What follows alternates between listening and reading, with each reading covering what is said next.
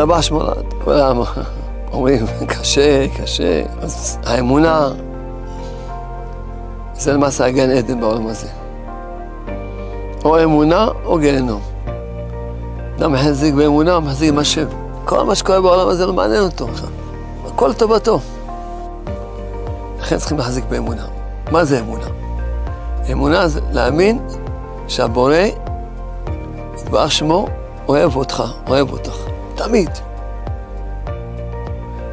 תמיד זה פירושו תמיד. עברת העברה, גם אחרי העברה, הבורא אוהב אותך בדיוק כמו שעבר אותך לפני כן. אני יודע שאתה אוהב אותי גם עכשיו, כמו שעברת אותי, לפני שעברתי את העברה. לכן, מבקש מה, תעזור לי.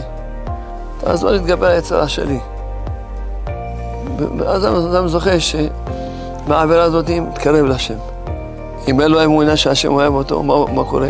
נופל לעצבות, נופל לדיבה עצמית, נופל להאשמה עצמית, נופל לדיכאון, שהוא לא שווה כלום.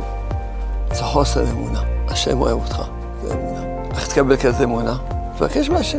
העיקר האמונה, אם אתה לא מאמין שהשם אוהב אותך, אתה למעשה מבזה את הבורא.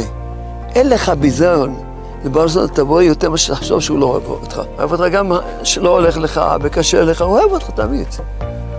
זה הבורא. בקש ממנו, תן לי אמונה שאתה אוהב אותי. לא חיוך, בהצלחה.